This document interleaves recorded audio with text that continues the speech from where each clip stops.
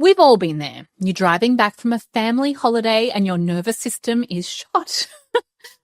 And you've just come back from a vacation that was actually just parenting in a different postcode, but without all your usual resources and buffers that you would normally have to keep things running smoothly. And everyone is kicking off in the car. If you've had a car ride like this, then this episode is for you. Let's do it. Before we dive into today's episode, I wanted to let you know about something really exciting that I have coming up for you. I am running a 4-day free ADHD Families Coaching Week. In this coaching week, we are going to create your own family's tailored plan. This is exactly the thing that I wish someone had given me at the start of our journey. Look, parenting a child with ADHD is about understanding the ADHD brain, but it's also about putting the right systems in place at the right time. If you want support with that, join my free 4-day coaching week. We're going from the 3rd to the 6th of March, and you're going to walk away with your own tailored plan specific for your family. I'll put a link in the show notes, but it's also at thefunctionalfamily.com/roadmap. I'll see you there. Yesterday, we drove back from our annual family trip away. Now, we go to the same caravan park every year with the same group of families, and this year was our 17th year that we have done it. It's the most amazing caravan park, and we've worked out that this holiday absolutely suits our family. And the reason that it does, before I get started on the car trip bit, which absolutely does not suit our family, I want to talk to you about what works for the holiday. It works because everyone has their own cabin. So we basically book out every cabin in this caravan park with all the same families. And so it's like living on a street with all lovely friends, but you're not in their space. If we were to stay in a stays house or something where you're all together, that would be catastrophic for my family. There's no way that we could survive that. I'm worrying about being too loud or someone banging their door or anything like that. It would just be doomsday for us. But we've worked out this caravan park phenomenon of everyone having their own little space so you can go in there and regulate if it gets too much, but also having a little common area out the front where you can talk and be social when you want to.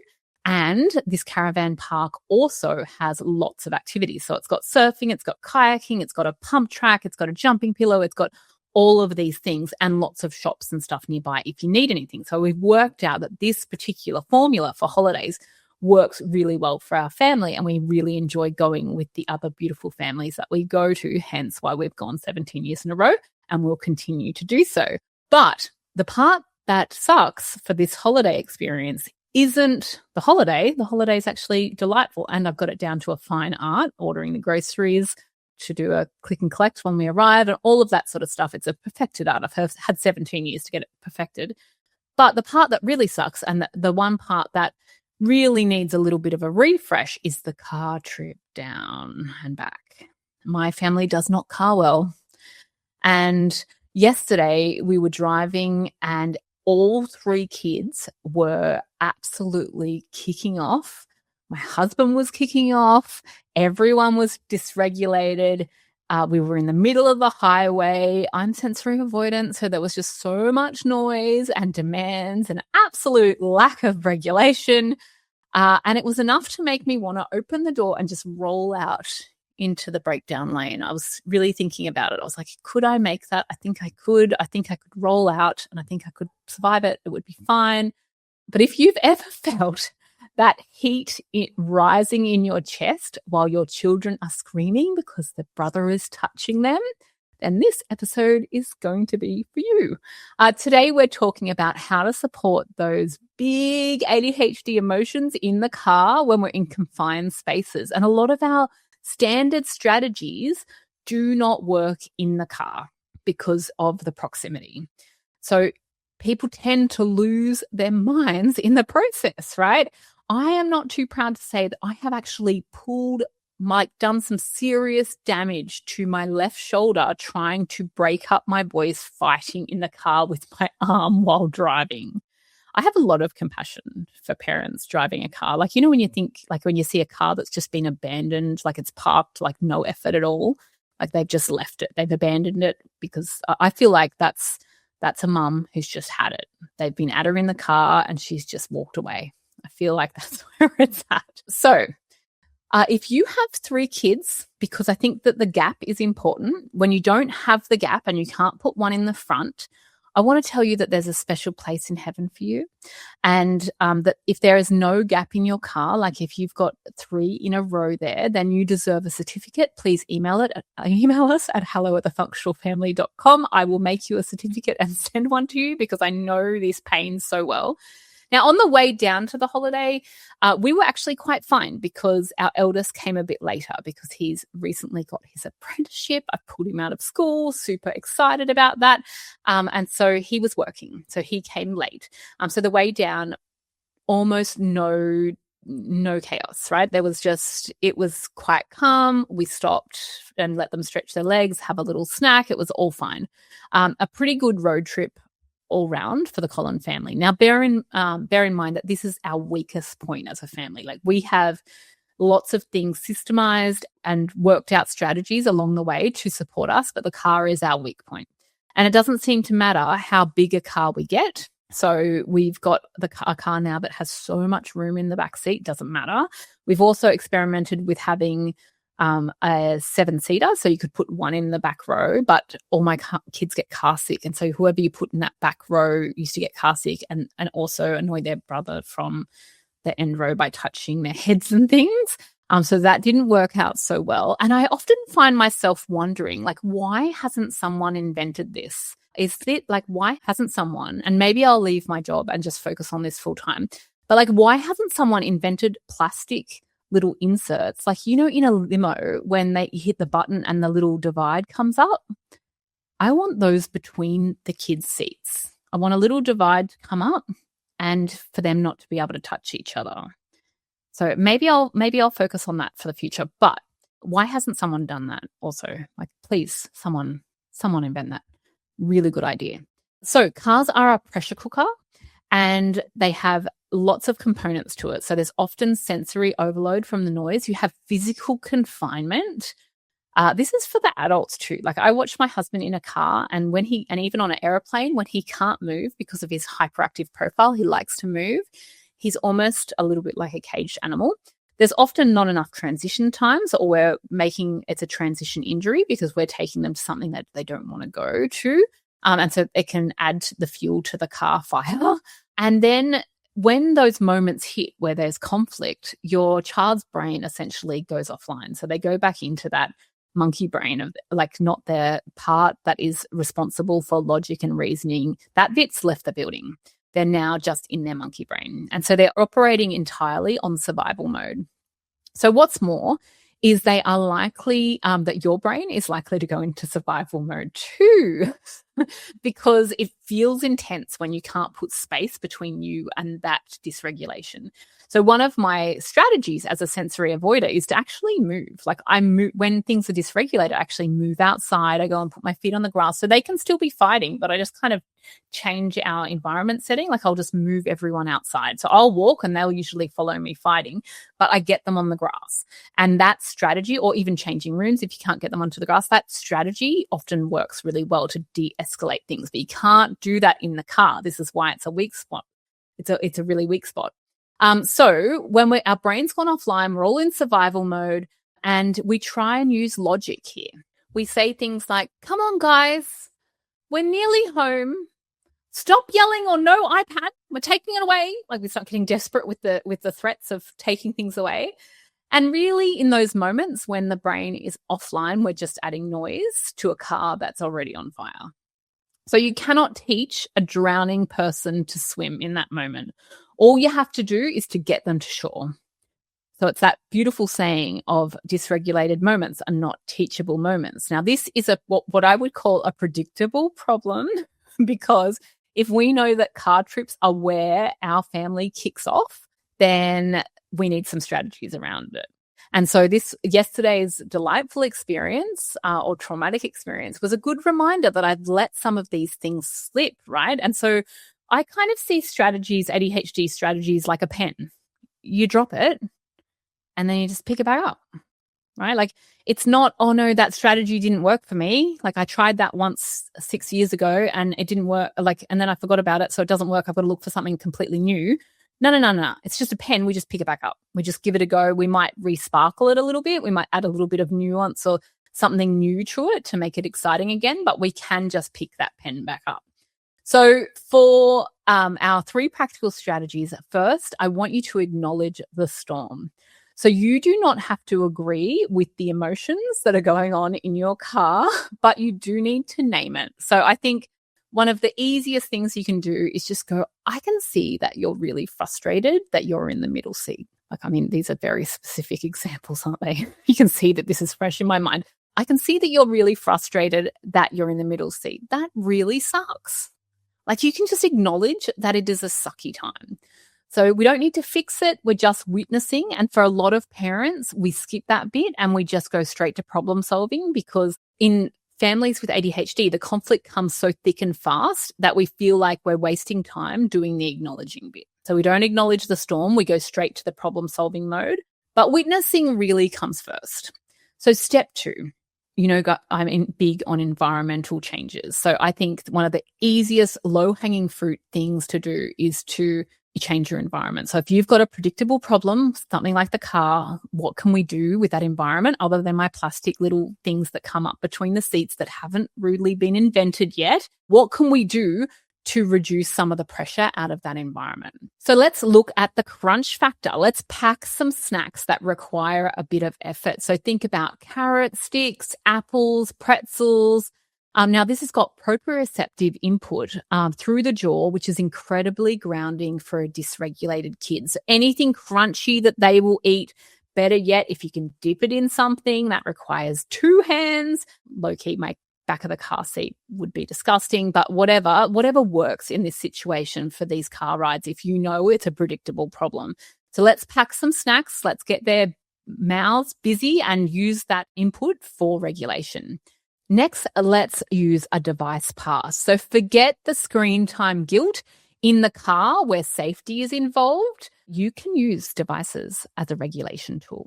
Full permission. I will do another certificate if I have to. If it's going to help you drive safer and not abandon your car or roll into that side thing like I was thinking of yesterday, you can use devices. If it's going to keep kids quiet, use it. So it provides a little bit of dopamine and distraction, so while they're sitting in traffic and they're bored. Next, let's look at audio anchors. So audiobooks or podcasts give their racing mind a track to run so it doesn't run into their brother. So you can get them a podcast each or an audiobook each, because they're probably never going to agree on what one it is, and they'll probably fight about which audiobook to listen to, and that will take the whole car trip. So you're better off just having 3 different devices with the audiobook on there, whichever one they choose, and that can be a really nice distraction, and it's also a little bit of separation. So that's quite a nice strategy too. Next, we're going to look at the parent pivot. So there was a point yesterday where I was thinking about jumping out of the car that I was like, okay, I am actually really dysregulated, and so is Anthony. We were both not okay. We're both showing it in different ways. His comes out explosively. Mine comes out in shutdown, dreaming of a new life, right? So you can't co-regulate if you're dysregulated. So when my 3 and Dad were all screaming, I didn't yell back.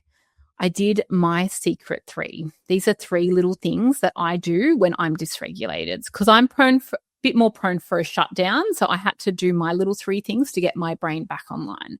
So firstly, I had a sip of my cold water. I'm a big fan of having frozen water bottles because that mouthfeel is so regulating when you're dysregulated. So before I responded, a big sip of ice cold water. Then I did my next little thing that I do when I'm dysregulated is I crunch my toes really hard inside my shoes. Sounds weird, but trust me, it works. So I crunch my toes all up together. I hold them as tight as I can, and then I release them inside my shoes. Now, I do this a lot in the day. So whenever things are getting a bit tough for me, I scrunch my toes and then I release them. And I usually release them with a really long exhale. And I actually say, oh, very good. Very good for regulation, quite good for the vagus nerve as well. We know humming's great for the vagus nerve, but that scrunching and then that release actually helps me stay regulated, and it also buys me a little bit of time. So, because if I shoot from the hip with the strategy, it usually isn't the right one. So I have to do that toe scrunching, have a little bit of water, have a little exhale, and then I can deploy a strategy. So those 3 little things in the moment really help me to bring myself down a couple of notches so I can then help with what is going on in the back there and help diffuse the situation. But if I just jump in and just go straight into problem-solving mode, it just adds more noise and more dysregulation to the whole thing. I also want to say that sometimes the best strategy is just to wait out the storm. So sometimes that will be, we're just pulling over. We're all just going to have a break in this roadside parking area, those rest areas, which always make me think of serial killers, but, pulling over at one of those and just having a little bit of a breather, going to the bathroom, getting a drink, whatever it is. So sometimes the strategy is just separating and waiting out the storm. It's not about calm and it's not about perfection in those moments. Sometimes we just need a little bit of a circuit breaker to lessen the intensity of the situation. So if you're listening to this and you're listening to those strategies, like let's do a little bit of a recap here. We've got to acknowledge the storm, so call it for what it is. We've got to look at the environmental changes that are in our control easily. So the crunch factor, the device pass, the audio anchors. Then look at the parent pivot. What can we do as parents? And then we've all got to get together and lobby for those little devices that come up in between the seats, because that's a great business idea. Someone please invent that. But if you're listening to this and thinking, Sharon, my car is still a battlefield every day. Like I only drive 10 minutes to school. Why is it so bad in 10 minutes? I want to say I hear you and you are not doing anything wrong. It is actually a really tricky time for families to manage. There's no magical sprinkle of glitter that I can put over your family in the car, because it just is an environment that isn't set up for a lot of kids, especially if you have 3 across the back. If you have 2 or even take 1 child out, it changes the dynamic. Have you ever noticed that? If you've got a whole day with the kids and just one's at a play date or something, the whole dynamic shifts and they can get along a bit better. But when you have all of your kids there across that back seat, you're likely to have this really stressful time if they don't have the crunch factor going on. They don't have a device. They don't have the audio anchors there employed. So just want to acknowledge that it is a bit of a tricky time. So if you're thinking, but it's not just my car, Sharon, my whole home is a battlefield every day. I want to say I hear you, and you are not doing anything wrong. You're not stuffing this up. It is really tricky. Navigating ADHD in family life when you have multiple kids is a lot, right? And you might just be missing some specific systems that work for your family's unique brain wiring. That is why I'm running my free coaching week. It's called Your Family's Tailored ADHD Roadmap. We are starting on the 2nd of March. It is a free coaching week for families. It's just going to be the best thing ever. I think we've got 580 people registered already, and it is going to be 4 days with me, live coaching, and every single family is going to get their own tailored plan, like not a generic plan. They're created for their family, like a unique plan for their family. And it's going to take away a lot of the confusion. It's the very thing that I wish someone had given me at the start of our family's ADHD journey, because gosh, it would have saved us a lot of time and money and really helped us to know what to focus on. So we're going to be spending those 4 days together. We're going to do a welcome call on the 2nd of March. And then the 3rd to the 6th of March is where we are going to be doing our live coaching sessions. It's going to be awesome. And we're going to be stripping away the noise and actually building a roadmap for your family. So just the systems I use with my own 3 boys and my formal training as a credentialed ADHD coach to move from chaos to one that actually functions. I don't even care about calm. We're not shooting for calm here. We're shooting for functional. We want our family to actually function a bit better so that we can take some of the pressure off ourselves and actually enjoy family life again. That is what we are going for in this one, and that is what we will get. So I want to say thank you for showing up for your kids, even when it's hard, even in the car. But you do not have to carry the mental load alone. So head on to our website at thefunctionalfamily.com/roadmap Go and save your spot before we close this off, and let's get your family their tailored roadmap. I am Sharon Collon. This is the ADHD Families Podcast. I'll see you over in our coaching week, and let's get you your roadmap. Thanks for listening to the ADHD Families Podcast. My mission is to help you build a family life that isn't just managed, but truly joyful. If you're with me on that mission, please share this episode to help us reach more parents. Don't forget to subscribe and leave a review. It's a small act that makes a massive impact, and it also makes me do a little happy dance. For more support and strategies, find us over at thefunctionalfamily.com. I am in your corner. See you next time.